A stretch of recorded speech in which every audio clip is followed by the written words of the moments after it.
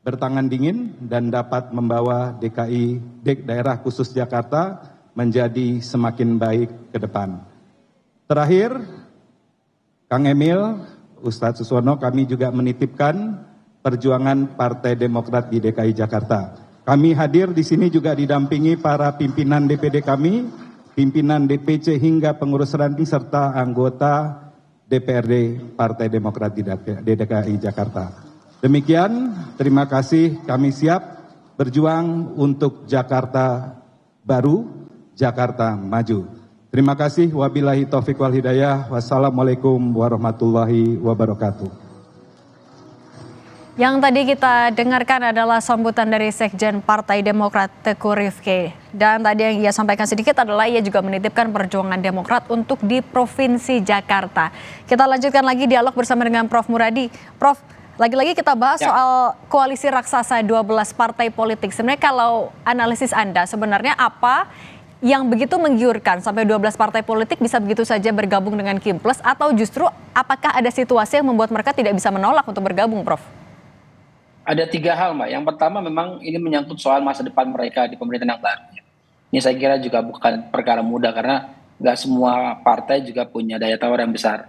Nah, yang kedua ini menyangkut soal garansi. Jadi kan memang dalam politik itu kan memang ada seperti berjudi ya. Jadi memang sering kerap kali misalnya apa yang bisa diberikan itu yang kemudian mereka berikan untuk masa depan mereka di pemerintahan selanjutnya. Ini juga salah satu yang saya kira perlu dilihat secara komprehensif. Kenapa? Karena uniknya karena Gerindra belum kelihatan ini ya kemudian dominasi untuk manage Kimples ini kan. Sebelumnya Pak Dasko kan juga melakukan upaya tersebut, tapi justru kemudian yang hari ini yang saya lihat memang lebih banyak teman-teman di Partai Golkar ya. Nah, itu yang kedua. Nah, yang ketiga ini saya kira juga menjadi isu bersama di media sosial dan media mainstream ya, berkaitan soal misalnya sandera politik. Nah, sandera politik ini yang saya kira menjadi salah satu yang agak rumit untuk didiskusikan, tapi kemudian susah untuk kemudian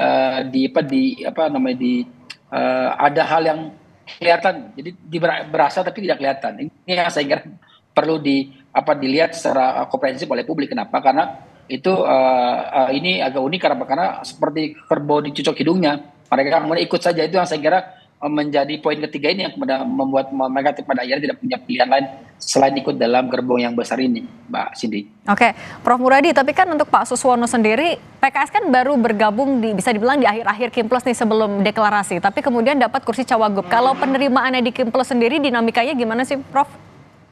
Simpel, karena PKS kan menang di Jakarta. Yang kedua juga memang ini juga menurut saya penghormatan ya ke PKS sendiri karena mereka punya kursi yang cukup besar di pemerintah. Karena begini, kalau nanti misalnya katakanlah kita berandai misalnya RK dengan Kaisang, itu kan akan ada satu dinamika yang tidak bisa terkondisikan ketika ada di DPRD provinsi. Ini yang saya kira juga perlu kemudian dipertimbangkan betul. Nah, artinya penghormatan terhadap PKS karena mereka menang. Yang kedua juga dinamika yang terbangun ini nyaman. Kenapa? Karena targetnya bukan di Jakarta, Mbak Cindy. Saya bilang target ini ada di pemerintahan baru. Ini pemerintahan baru akan menghitung ulang sebenarnya kira-kira dari sekian jumlah partai tersebut akan dapat apa nanti di pemerintahan. Apakah menteri, wakil menteri, kepala badan, dan seterusnya. Itu yang saya kira menjadi penghitungan betul.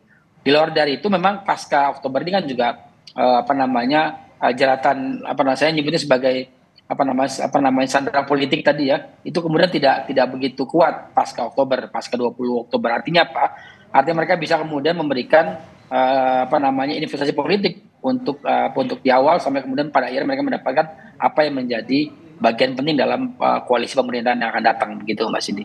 Oke,